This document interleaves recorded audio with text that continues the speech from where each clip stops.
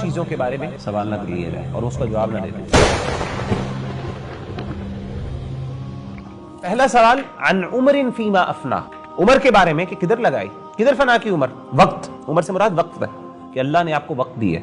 ہم سمجھتے ہیں کہ شاید ان چیزوں کے بارے میں سوال نہیں ہوگا. خدا کی قسم ایک پانی کا جو آپ گھونٹ پی رہے ہیں نا اور آپ کو اس سے راحت اور خوشی اور اطمینان مل رہی ہے، قیامت کے دن اللہ نے اس کے بارے میں بھی آپ سے سوال کرنا ہے. ثم لتسألن یومئذ عن النعیم، قیامت کے دن پھر تم سے جو اللہ نے نعمتیں دی ہیں اس کے بارے میں سوال ہوگا. اللہ کے رسول صلی اللہ علیہ وآلہ وسلم ایک دفعہ نکلے، حضرت ابوبکر بھی تھے ساتھ، حضرت عمر بھی تھے. آپ کے صحابہ تھے، ان کے پاس کھانے کے لیے کچھ نہیں تھا، پیٹ میں درد ہو رہی تھی بھوک سے. آپ ایک صحابی کے پاس گئے، وہاں پہ جا کے صحابی نے آپ صلی اللہ علیہ وآلہ وسلم کو پیش کیا، کچھ کھجوریں پیش کی، ساتھ پانی پیش کیا آپ کو. حضرت عمر بن خطاب کہتے ہیں کہ ہم نے وہ جو پانی پیا تو آپ صلی اللہ علیہ وآلہ وسلم نے فرمایا کہ قیامت کے دن یہ تم جو پانی پی رہے ہو، قیامت کے دن اس پانی کے بارے میں تم سے سوال ہوگا. تو حضرت عمر بن خطاب تھے، کہتے ہیں اس کے بارے میں بھی سوال ہوگا. تو اللہ کے رسول نے کہا اس کے بارے میں بھی سوال ہوگا. ثم لتسألن یومئذ عن النعیم، پھر آپ نے یہ آیت پڑھی. وقت اور عمر جو ہمیں اللہ نے دی ہے، کئی لوگوں کو عمر نہیں ملی. اگر آپ کو اللہ نے مہلت دی ہے، آپ پر اللہ کا زیادہ احسان ہے. اگر اللہ نے آپ کو 50 سال کی زندگی دی ہے اس کی نسبت جس کو اللہ نے 30 سال کی زندگی دی ہے،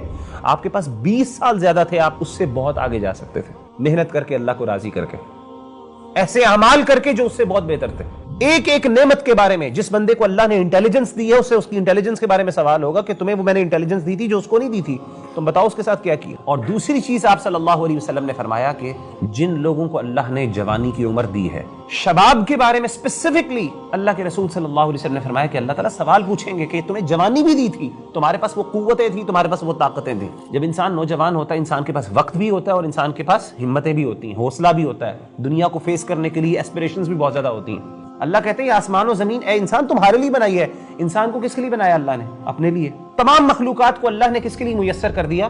انسانوں کے لیے. لیکن انسان کا پرپس کیا کہ اپنے اللہ کو راضی کرنا. تم نے وما خلقت الجن والانس الا ليعبدون، اور میں نے جنوں اور انسانوں کو اسی لیے پیدا کیا ہے کہ وہ میری عبادت کریں.